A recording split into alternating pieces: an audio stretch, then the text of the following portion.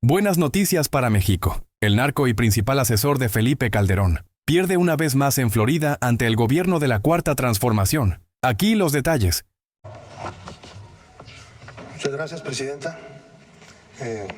Buenos días a todas y todos ustedes.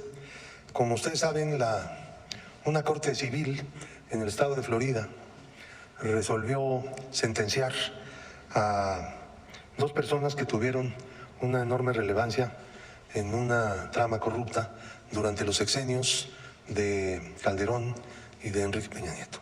Se trata de Genaro García Luna y de Linda Cristina Pereira.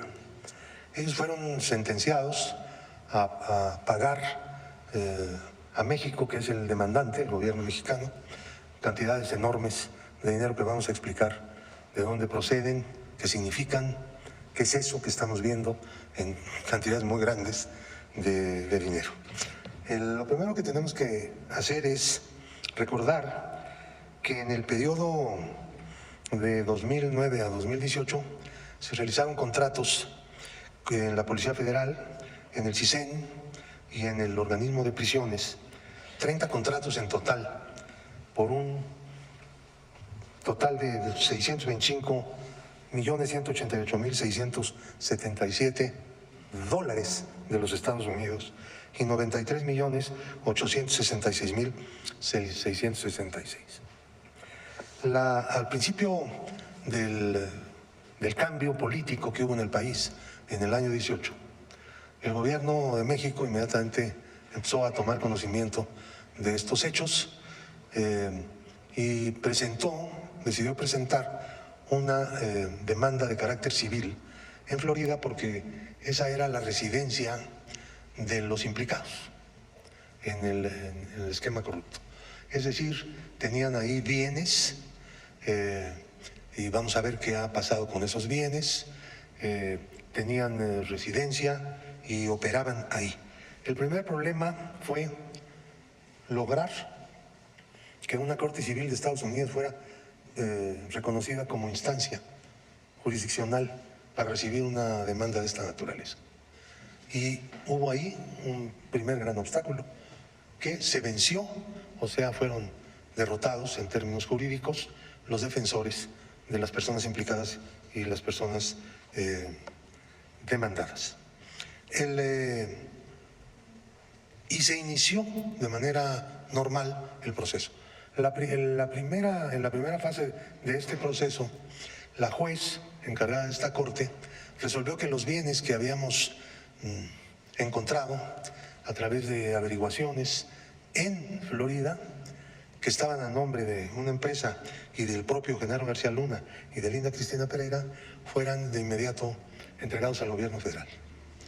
Y se entregaron aproximadamente $2,5 millones en bienes que fueron vendidos en Estados Unidos, uno de los cuales, por cierto, no se ha vendido todavía, pero está ya entregado y en administración del gobierno de México en los Estados Unidos.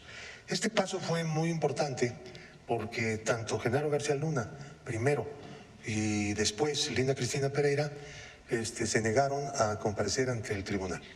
Y en esas circunstancias no le quedó más remedio a la jueza que los bienes que habían sido asegurados por el propio tribunal fueran entregados pues a quien los reclamaba, que era el gobierno de México.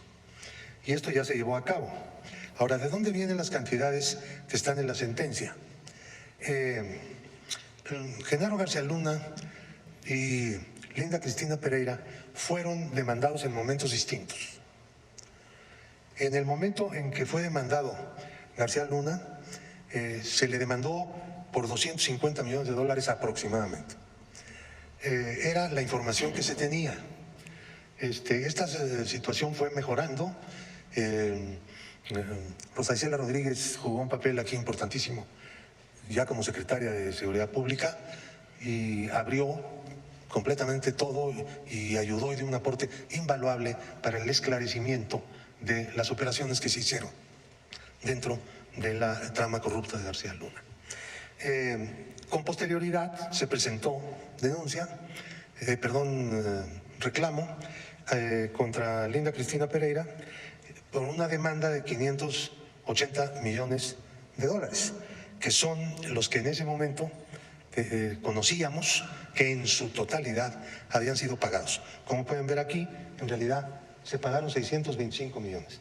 Como las demandas fueron presentadas en momentos distintos, las cantidades varían por el nivel de conocimiento que de todo esto iba teniendo la Unidad de Inteligencia Financiera, que es quien originalmente presentó la denuncia en representación del Gobierno de México. Entonces, la sentencia de 748.8 millones de dólares que dicta la juez en Florida se refiere a 3 veces los 250 millones de dólares que fueron demandados por García Luna.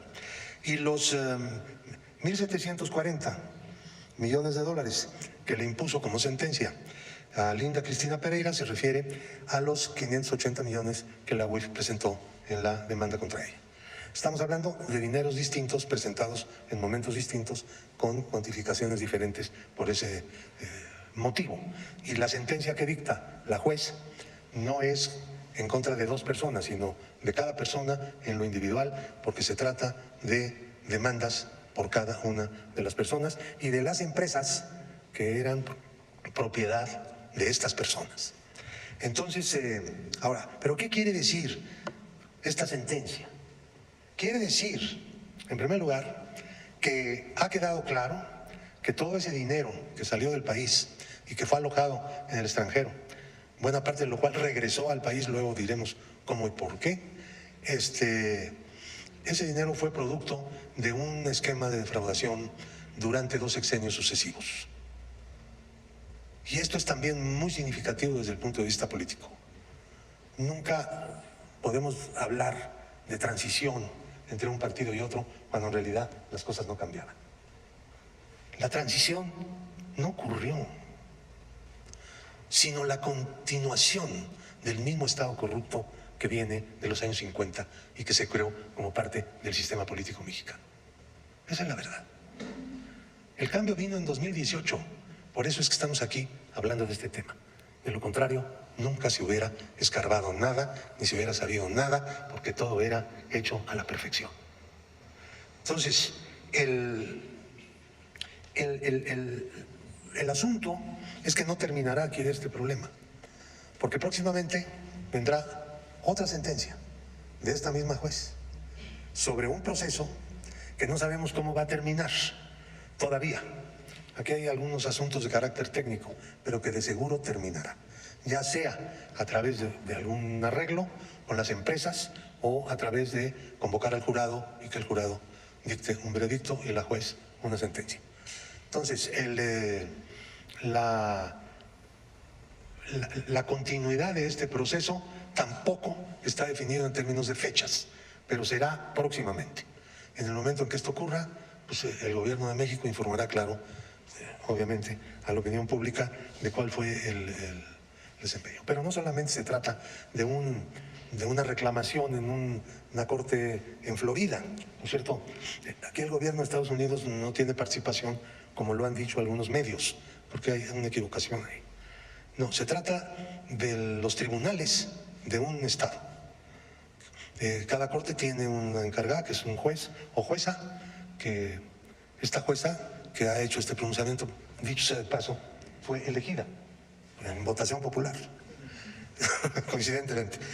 Porque ustedes saben que en Estados Unidos tiene mucho desarrollo este sistema de elección de jueces y de fiscales. Entonces, nosotros tenemos un proceso penal en México. Proceso penal que está arrancado, hay gente en la cárcel, hay muchas órdenes de aprehensión, hay una serie de conversaciones con algunos de las personas que tienen orden de aprehensión, con el propósito de que colaboren a efecto de que se esclarezcan todos los puntos. ¿Qué es lo que se busca en los 2 procesos? En el proceso civil de Florida, que va muy bien, como ya hemos visto, y en el proceso penal en México, que también va bien. La Fiscalía General de la República ha puesto todo su empeño, el fiscal se ha personalmente involucrado en esta cuestión, dirige, digamos, las operaciones, y toda la información con la que se contó desde un principio y toda la investigación en términos financieros que se hizo ha sido tomada en cuenta.